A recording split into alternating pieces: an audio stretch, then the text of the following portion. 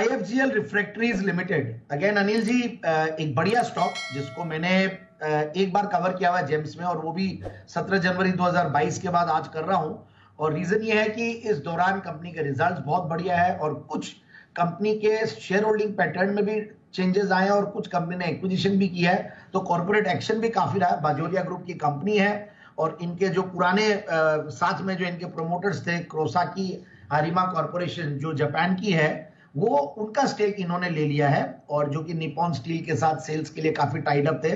और दूसरा इन्होंने एक और अभी एक्विजिशन किया रिसेंटली, जिसमें ये लोग ने स्टेक ली है, तो मोटा मोटी मतलब शेफील्ड रिफ्रैक्टरीज है, यूके में है। तो कंपनी का सबसे बढ़िया बात यह है कि काफी सारे प्लांट्स है अक्रॉस द ग्लोब, बोल सकते हैं आप, मतलब एशिया में, यूरोप में, नॉर्थ अमेरिका में, अलग अलग जगह, और 50 कंट्रीज में कंपनी अपना प्रोडक्ट्स मुहैया करवाती है। प्रोडक्ट्स देख लीजिए, रिफ्रैक्टरीज जब नाम आता है, और आयरन एंड स्टील इंडस्ट्री के ऊपर सर्टेनली पूरी डिपेंडेंट रहती है। और आयरन एंड स्टील में मेटल्स अब थोड़े थोड़े इन दिनों में फोकस में आने लगे थे, हालांकि आज थोड़ी मंदी जरूर है। चाइना फैक्टर भी अब वर्क कर रहा है पॉजिटिवली मेटल्स के लिए, और जो इंडियन स्टील सेक्टर है वो ओवरऑल आउट परफॉर्म कर रहे हैं in terms of the growth expectations also. तो मुझे लगता है कि इस सेक्टर में वापस से बढ़िया, बाकी सारे स्टॉक्स तो हमने एक के बाद एक रेकमेंड किए हुए हैं। रिफ्रैक्टरीज में देखिए, ओरिएंट रिफ्रैक्टरी जो कि RHI मैग्नेसिटा, वेसुवियस और ये सारे, तो ये भी एक one of the top 3 companies हैं इंडिया की।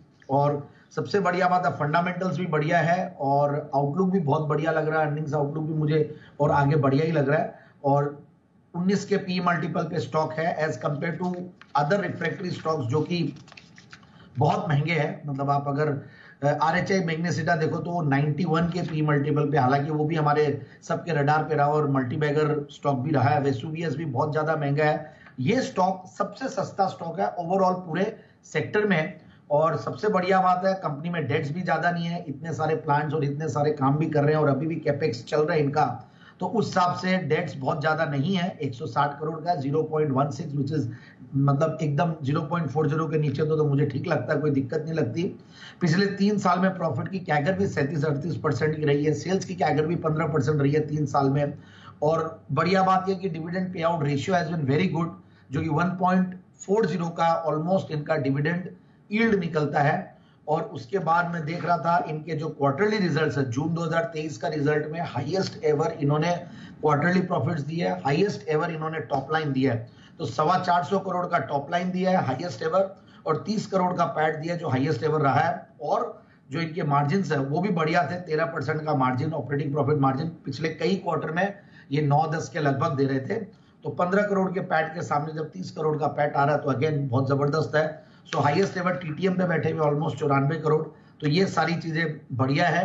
और उससे भी बढ़िया बात है, मैं शेयर होल्डिंग पैटर्न देख रहा था, तो DIIs में बहुत ही अच्छा नाम है, वो है HDFC स्मॉल कैप फंड है।